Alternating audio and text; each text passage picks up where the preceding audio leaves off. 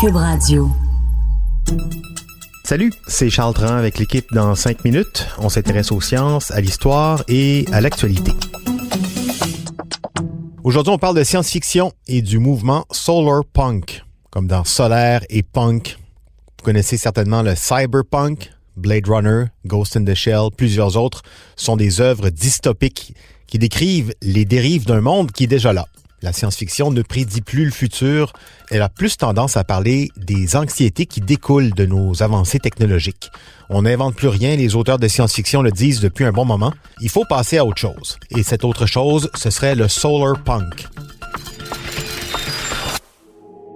À quoi ressemblera notre monde après le pétrole ou une fois qu'on aura connu cet effondrement tant redouté?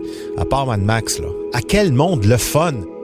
Inventer des utopies, de nouvelles manières de fonctionner, plus en harmonie avec la nature, un peu d'optimisme bon sang pour imaginer un avenir, un monde qui n'a pas l'air d'un mur fret et sans vie.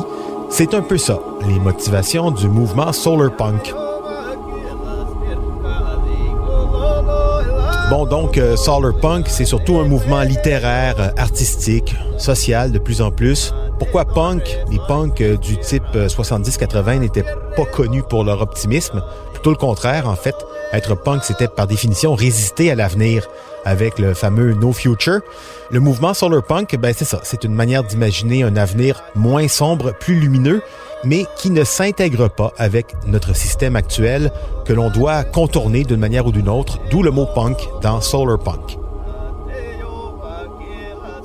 Les solarpunk rêvent d'un système totalement différent, énergie, services essentiels, transport, tout à fait différent de ce monde de pétrole, de béton, de centrales nucléaires, de charbon dans lequel on vit aujourd'hui.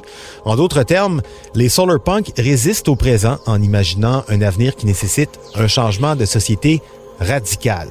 Radical peut-être, mais pas radicalement impossible.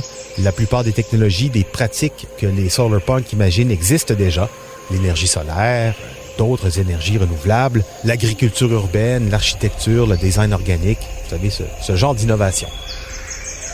Quel genre d'histoire peut encore faire rêver? Qui pourra produire une esthétique, une idéologie pouvant servir de modèle aux aventuriers de demain, comme ça a déjà été le cas pour la science-fiction il y a très longtemps, quand on imaginait, par exemple, un voyage sur la Lune. Solarpunk is a movement in speculative fiction that seeks to answer and embody the question: what does a sustainable civilization look like and how can we get there? L'artiste et théoricien britannique Jay Springett définissait bien le solarpunk dans une conférence ici à Rotterdam. Solarpunk aims to cancel the apocalypse. Le but du solarpunk, c'est d'annuler, de déprogrammer l'apocalypse. Hein? C'est beau ça.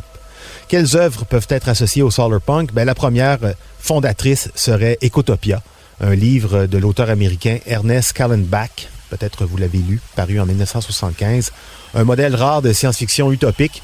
Le roman d'Ernest Callenbach imagine la fondation d'une nouvelle nation entièrement dévouée à la construction d'un mode de vie durable, en harmonie avec la nature, zéro déchet, zéro pollution, pour un équilibre perpétuel entre l'homme et son environnement.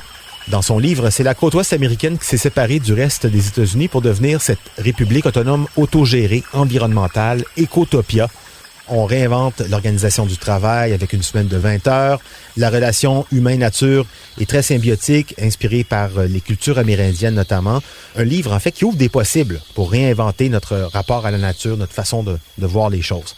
Et dans ce mouvement, d'ailleurs, du solarpunk, on peut également souligner une autre très grande inspiration. C'est toute l'œuvre du cinéaste japonais Hayao Miyazaki, qui a très certainement créé une esthétique de ce mouvement utopique, de cette relation humain et nature. Pensez à Princesse Mononoke, Ponyo ou encore Mon voisin Totoro. Sinon, en 96, une comédie douce amère de Colin Serrault, La Belle Verte, Vincent Lindon et Marion Cotillard. Plus récemment, pensez à Black Panther, avec son royaume secret d'Afrique où tous vivent en parfaite harmonie avec la nature, mais tout en jouissant d'une technologie excessivement futuriste. Depuis une quinzaine d'années, le mouvement solarpunk bourgeonne ici et là sur les réseaux sociaux. De plus en plus de créateurs s'en emparent, diffusent des œuvres, des images, des idées. Surtout des créateurs qui viennent plus particulièrement des nouvelles puissances culturelles que sont le Brésil, l'Inde ou la Chine. Nous, ici, on est peut-être encore trop occupés à se plaindre qu'avant, c'était mieux. Donc, pour ceux qui sont tannés du sombre, du noir dans la science-fiction, réjouissez-vous, un autre monde est possible. Ça s'appelle le Solarpunk. C'était en 5 minutes.